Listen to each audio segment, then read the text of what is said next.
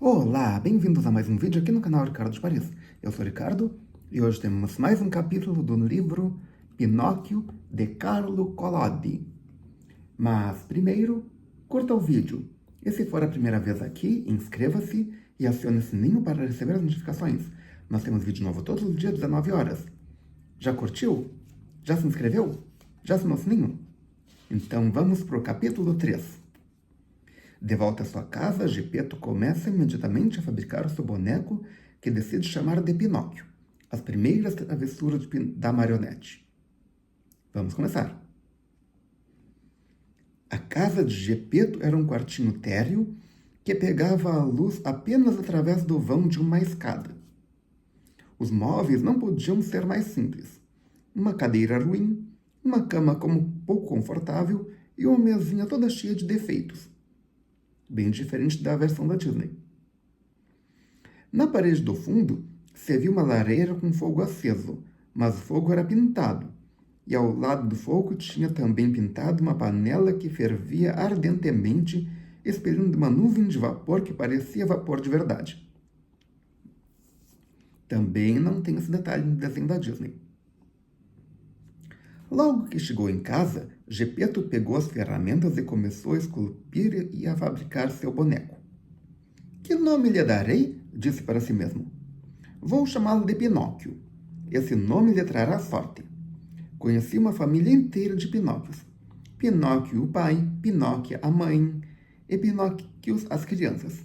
E todas viviam muito bem. O mais rico deles pedia esmolas. Então não quero saber sobre os mais pobres. Quando encontrou o nome para seu boneco, então começou a trabalhar seriamente. Ele fez logo os cabelos, depois a testa, depois os olhos. Feitos os olhos, imaginem a sua surpresa quando percebeu que eles se moviam e que o olhavam fixamente. Geppetto, sendo examinado por aqueles olhinhos de madeira, sentiu-se constrangido e disse com uma voz braba: Olhinhos de madeira, por que me fitam? Ninguém respondeu. Então, depois dos olhos, esculpiu o nariz. Mas o nariz, apenas feito, começou a crescer. E cresceu, cresceu, cresceu, e virou em poucos minutos um narigão que não acabava mais. Ou seja, mais uma diferença da história. Na história da Disney, ele só cresceu na situação que ele mentiu. O pobre Geppetto se extenuava em cortá-lo e recortá-lo, mas quanto mais cortava e diminuía, mais aquele nariz impertinente crescia. Depois do nariz fez a boca. A boca ainda nem estava pronta e começou imediatamente a rir e caçoar dele. Para de rir, disse Geppetto irritado, mas foi o mesmo que falar com as paredes. Para de rir, já disse, gritou com voz ameaçadora. Então a boca parou de rir, mas botou toda a língua para fora. Geppetto, para não danificar o trabalho que já havia feito, fingiu não ver nada e seguiu trabalhando. Depois da boca, fez o queixo, depois o pescoço, os ombros, a barriga, os braços e as mãos. Tinha apenas terminado de fazer as mãos quando sentiu a peruca sendo arrancada da sua cabeça. Olhou para cima e o que viu? Viu-se a peruca amarela nas mãos do boneco. Pinóquio, me devolva já minha peruca. E Pinóquio, em vez de dar-lhe a peruca, colocou-a na própria cabeça, ficando quase sufocado dentro dela. Diante daquele comportamento insolente e irônico, Geppetto ficou triste e melancólico, como nunca tinha ficado em toda a sua vida, e, dirigindo-se a Pinóquio, lhe disse: Filho mais arteiro, ainda nem está pronto e já começa a faltar com respeito com seu pai.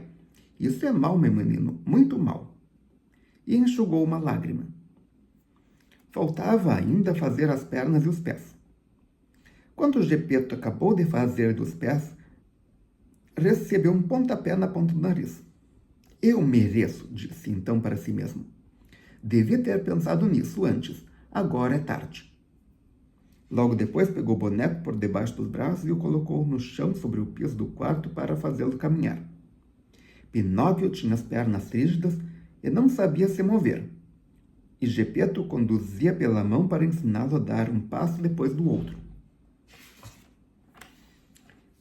Quando as pernas começaram a se mexer, Pinóquio começou a caminhar sozinho e correr pelo quarto, até que alcançou a porta da casa e correu pela rua fugindo. Mas a porta dava para a escada? Como é que era isso? Fica um mistério. E lá se foi o pobre Gepeto correr atrás sem conseguir alcançá-lo, porque aquele boneco irrequieto de Pinóquio saltava como uma lebre e ia batendo seus pés de madeira na rua, fazendo um barulhão, como se fossem 20 pares de tamanco ao mesmo tempo. Pega, pega, gritava Gepeto. Mas as pessoas que estavam pela rua, vendo aquele boneco de madeira que corria como um cavalo de corrida, paravam encantados para observá-lo e morriam de rir, rir e rir. No fim das contas, e por sorte, apareceu um policial que, vendo toda aquela confusão e pensando tratar-se de um potro que teria fugido de seu dono, se colocou corajosamente com as pernas abertas no meio da rua, decidido a freá-lo e impedir uma desgraça. E Pinóquio, que ia ver de longe o policial, que fazia uma barreira na rua, resolveu passar de surpresa entre as pernas, mas em vez disso acabou fazendo um fiasco. O policial, sem se mexer um centímetro, pegou-o facilmente pelo nariz. Era um narigão desproporcional, que parecia até feito de propósito para ser pego pelos policiais, e o devolveu às mãos de Gepeto, que, para dar-lhe uma lição, queria logo lhe puxar as orelhas. Mas imaginem como ficou quando, ao procurar as orelhas, não conseguiu encontrá-las. E sabem por quê? Porque na pressa de esculpir o boneco, havia esquecido de fazê-las. Ou seja, não tinha orelhas. Então o pegou pelo cangote e, enquanto levava de volta para casa, lhe disse, balançando-lhe a cabeça de forma ameaçadora: "Vamos para casa. Quando estivermos lá, não duvide de que vamos acertar as contas, viu, rapazinho?" Pinóquio, ao ouvir essas palavras, atirou-se no chão e não quis mais caminhar. Enquanto isso, os curiosos e aqueles que não tinham nada que fazer começaram a parar ali e a formar uma roda em torno deles, e faziam um burburinho. "Pobre boneco", diziam alguns, "tem razão em não querer voltar para casa. Quem é que sabe o quanto baterá nele aquele brutamontes do Gepeto?"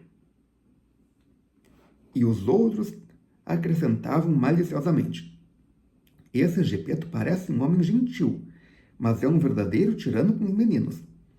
Se deixam aquele pobre boneco nas suas mãos, é muito capaz de o fazer em pedacinhos." Em suma, tanto falaram e tanto fizeram que o policial libertou Pinóquio e levou para a cadeia o pobre Gepeto, que, não tendo palavras para se defender, chorava como um bebê. E indo para a prisão, gaguejava e soluçava. Também é diferente da Disney. Na história da Disney, ele não foi preso. Filho desnaturado, e pensar que eu queria tanto fazer um boneco bondoso, mas a culpa é toda minha. Devia ter pensado nisso antes. O que aconteceu a partir daqui é uma história difícil de acreditar, que eu contarei para você nos próximos capítulos. Bom, e por aqui terminou o capítulo 3. Se você gostou, clique em curtir, adicione esse vídeo aos seus favoritos, compartilhe com seus amigos e volte amanhã para mais um vídeo. E coloque aqui nos comentários abaixo o que aconteceria se você fizesse um boneco e ele agisse dessa maneira, ok? Obrigado pela presença, obrigado pela audiência. Até amanhã com o capítulo 4 e tchau!